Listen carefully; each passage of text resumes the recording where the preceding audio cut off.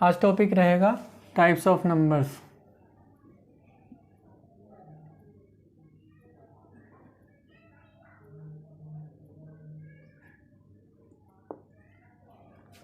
Types of number में सबसे पहले नंबर लाइन की नॉलेज होनी चाहिए।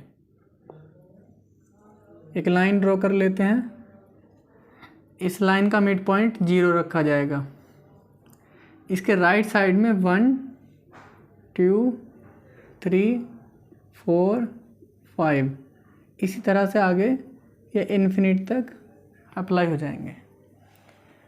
0 के राइट साइड में जो नंबर्स हैं वही इसके लेफ़्ट साइड में होंगे। बस आपको नेगेटिव साइन लगाना है। -1 -2 -3 -4 -5 और इसी तरह से जिस तरह से वहाँ पर इन्फिनिट था इधर माइनस इन्फिनिट हो जाएगा। ये नंबर लाइन है और ये नंबर्स आगे -6 -7 और इसी तरह चलते जाएंगे और इधर भी 6 7 8 और इसी तरह से आगे भी चलते जाएंगे। अब इनके टाइप्स की बात करते हैं। ये नंबर लाइन है और नंबर लाइन पे 0 के राइट साइड में जितने भी नंबर्स होते हैं वे सब नेचुरल नंबर्स होते हैं। ये सब क्या हैं? Natural numbers.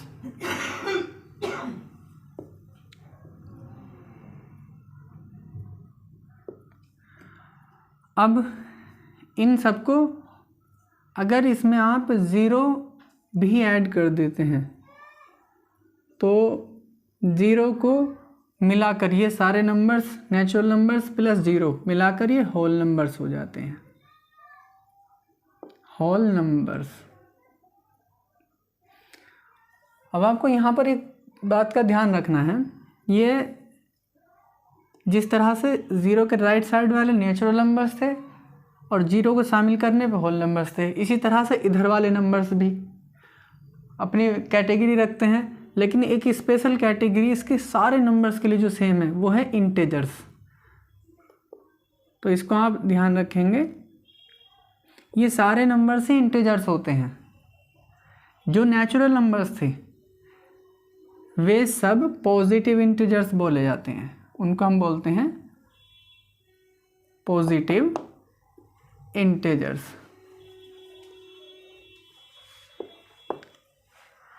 और इसी तरह से 0 के लेफ़्ट साइड वाले जितने भी नंबर्स होते हैं उनको हम बोलते हैं नेगेटिव इंटीजर्स।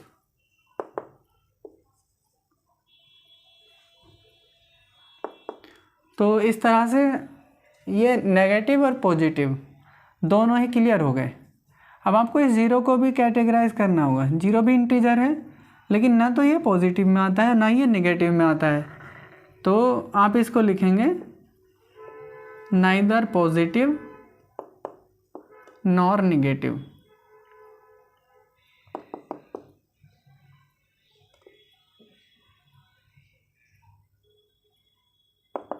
ये इंटीजर होता है लेकिन ना तो इसको पॉजिटिव बोलते हैं ना ही इसको नेगेटिव बोलते हैं। क्लियर?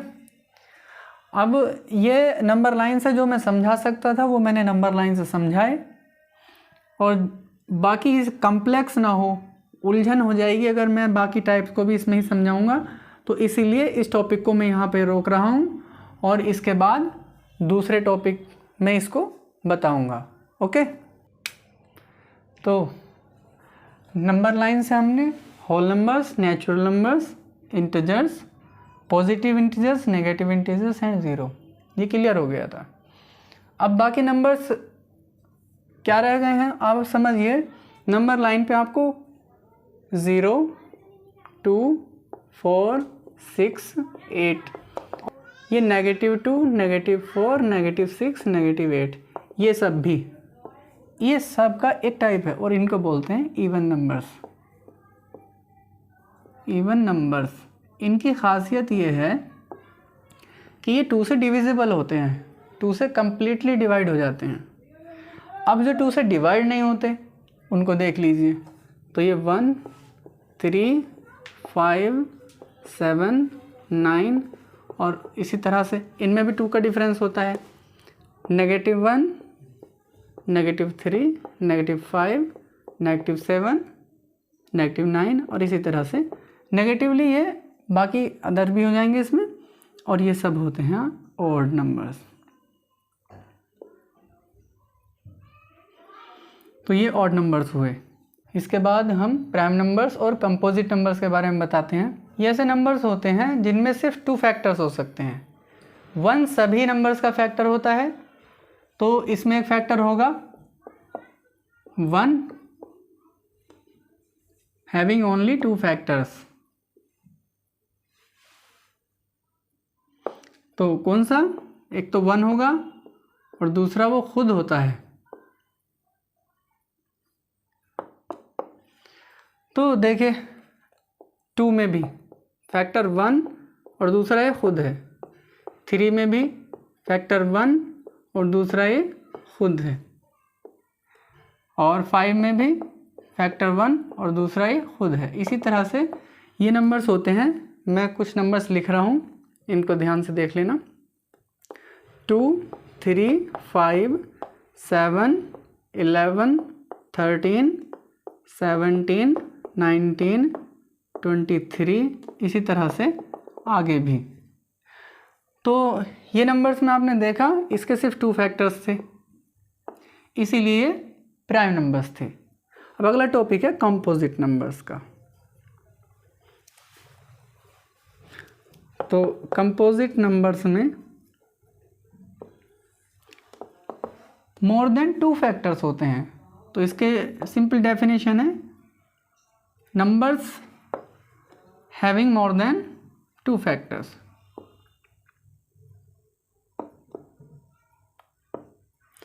तो 2 फैक्टर्स से ज़्यादा फैक्टर्स होंगे इसके, इसीलिए कंपोजिट नंबर्स होता है। अब देखिए पहले हमने 2 लिया, 2 के बाद 3 लिया और फिर 4 को नहीं लिया। 4 को इसलिए नहीं लिया, इसके 2 से ज़्यादा फैक्टर्स हैं। एक तो ये 1, दूसरा 2 और तीसरा भी एक 2। कितने फैक्टर्स हुए? 3।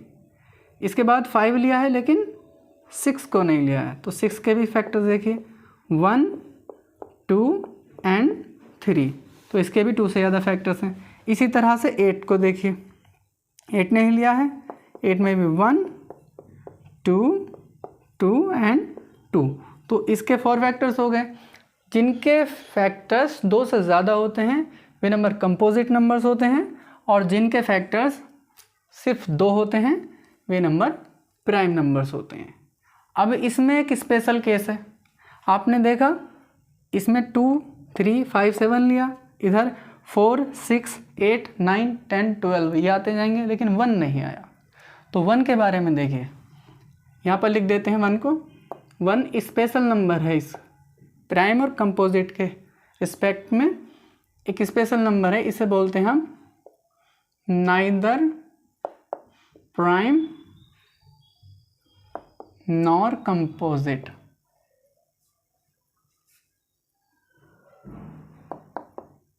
तो ये ना तो प्राइम नंबर होता है और ना ही कंपोजिट नंबर होता है। प्राइम नंबर इसलिए नहीं होता क्योंकि इसके 2 फैक्टर्स नहीं होते। 1 को हम 1 × 1 अगर ऐसे लिखना चाहें तो ये सुटेबल नहीं है, तो हम 1 को सिर्फ इस तरह से लिख सकते हैं। अब प्राइम नंबर को इसने फॉलो नहीं किया, उसकी क्वालिटीज़ को, प्रॉपर्टीज़ को, क्योंकि इसमें 2 फैक्टर्स नहीं है। अब कंपोजिट नंबर्स की प्रॉपर्टीज़ क्या हैं? इसमें 2 से ज़्यादा फैक्टर्स होंगे जो इसमें नहीं है। अब इसके बाद हम बात करेंगे फ्रैक्शनल नंबर्स और रेशनल नंबर्स। कोई भी नंबर जो P/Q की फॉर्म में लिखा जा सके उस नंबर को हम रेशनल नंबर बोलते हैं। यहाँ पर जो अपॉन में नंबर आता है Q, उसकी वैल्यू 0 नहीं होनी चाहिए, बस इसको फॉलो करें, ऐसा हर एक नंबर रेशनल नंबर होता है। जहाँ पर P और Q दोनों आपके इंटीजर्स होंगे। अब इंटीजर पॉजिटिव भी हो सकते हैं और नेगेटिव भी, तो P and Q are integers.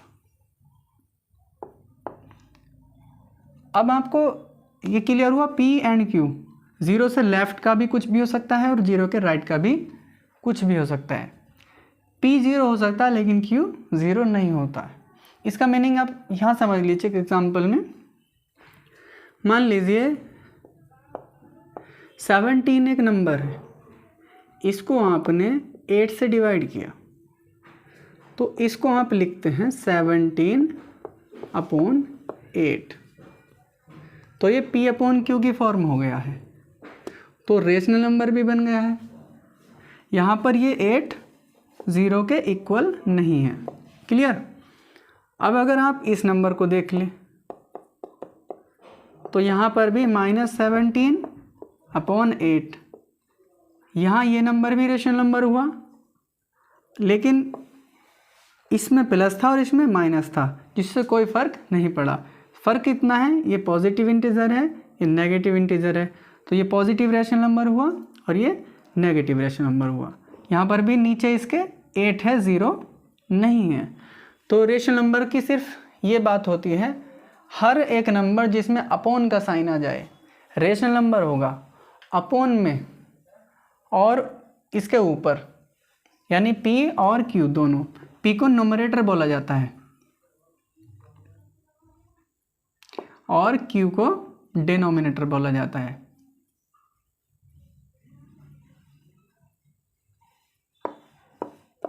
तो न्यूमरेटर एंड डिनोमिनेटर, इन दोनों की जो वैल्यू है वो रियल होनी चाहिए। बस P और Q रियल इंटीजर्स होते हैं, रियल होनी चाहिए, जो यहाँ पर है। तो सारे नंबर जिसमें अपॉन का साइन आता है और नोमिनेटर डिनोमिनेटर रियल नंबर होते हैं, Q 0 नहीं होता है, डिनोमिनेटर 0 नहीं होता है, ऐसे सारे नंबर्स आपके रेशनल नंबर्स होंगे। तो अब बात करते हैं फ्रैक्शनल नंबर्स की।